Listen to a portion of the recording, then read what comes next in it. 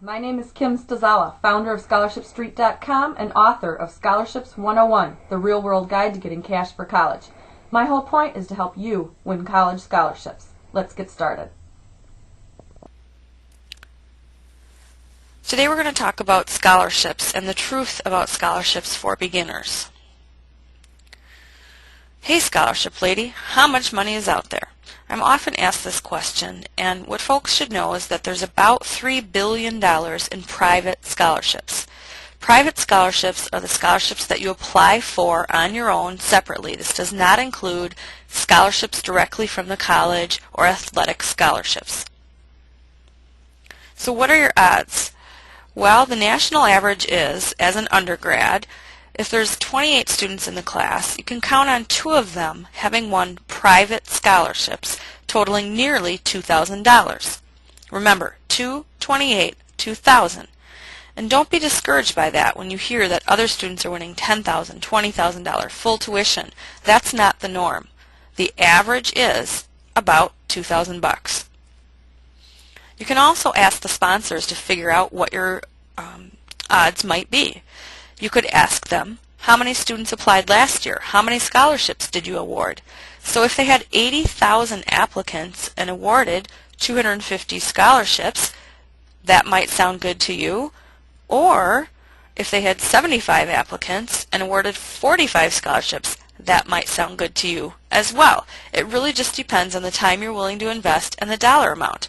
The large national scholarship programs, like the ones that get 80,000 applicants, are usually a lot more money. They're either full tuition or $10,000 a year, as opposed to those that might only get 75 applicants a year. Those are probably local or state level scholarships. As you move ahead, think about that. What is the dollar amount? What is your competition like? And what is your scholarship profile like? About 3/4 of scholarships are based on merit or academic achievement, but this is very subjective. Don't let that discourage you. Different sponsors will use different criteria. Some want to know your GPA, others focus on your ACT or SAT scores, and some want to know your class rank. It's sort of a mix of all these different things. If you think of cheese on a pizza and you order extra cheese, that's not really definable, and neither is academic achievement because it changes from sponsor to sponsor. The other 1/4 of scholarships might be based on your family background, your heritage, your income level, special skills or talents that you might have. Those scholarships are out there too. So where is the money? Well, this is 2 questions. Where do you find out about the money, or who is sponsoring the money? So I'll answer both questions for you. Where do you find out about the money? Well, the most obvious resource is the internet, and you can search the web looking for different resources, but I found that fastweb.com and scholarships.com are 2 of the most reliable sources out there. Millions of students visit these sites, and you need to keep that in mind because that means millions of students might be your competition, but they offer solid information. If you're not aware, most of the scholarship search engines on the internet get their information from the same place, but these 2 sources supplement that information with their own research. I tell my students try globally, in other words try the internet and these large national search sites, but also try locally because you might have better odds. Well, how do you know if you have better odds? It's hard to predict. A lot of that just depends on the size of your community and what scholarships are in your community. A great place to start is searching through metropolitan or community newspapers. I don't mean that you have to flip the page for the last year of every newspaper, and really you should just rely on the people in your family and other people around you who read the newspaper to tip you off. You could also go online. Most metropolitan newspapers have their archives online, and simply type in the word scholarship, scholarship award, or scholarship and associations, because a lot of professional associations will give out scholarships, and that's noted in the newspaper. Another thing you can do is look at old-fashioned bulletins, whether it's at your high school guidance office, at your college financial aid office, at a local cafe, or even the grocery store. A lot of sponsors might not have a large staff, and they're still doing things the old-fashioned way where they print it out and they pin it up on a bulletin board. My favorite way of finding undiscovered scholarships is through word of mouth and self-promotion.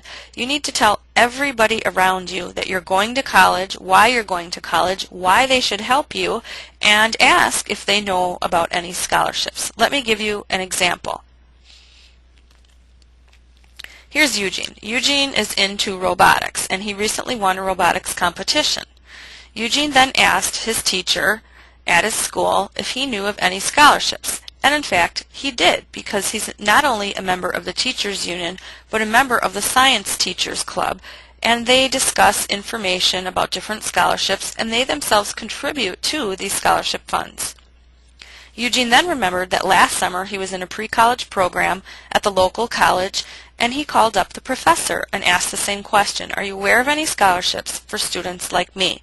The professor certainly was aware of scholarships available at that college, but because he too is professionally connected, he was aware of other opportunities out there. Eugene's grandma then was reading the newspaper, and she noticed a nice picture of professional people handing an award to someone who had started a new scholarship program. She passed that information along to Eugene, and he followed up on it. Eugene's father reminded him that he had been in the Young Explorers Club way back in middle school, but that they in fact had a scholarship for alumni of their program. Eugene also checked at his high school guidance office and asked who won scholarships last year. They had a list from the graduation ceremony bulletin and shared that with Eugene, and he followed up on all of those scholarships as well. So you see, if you can connect with the people and resources around you, you might be surprised at what you find.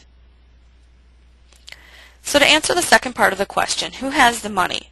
The money is all around you. There's different corporations, foundations, civic groups, certainly the colleges, also unions, fraternities, sororities, different service clubs, and alumni associations. There's so many groups that offer scholarships.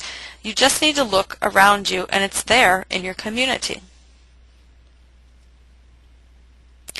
That was Scholarships for Beginners. Next time we're going to talk about key elements of a successful scholarship portfolio. Meanwhile, visit scholarshipstreet.com to get more advice and check out the blog. Thank you!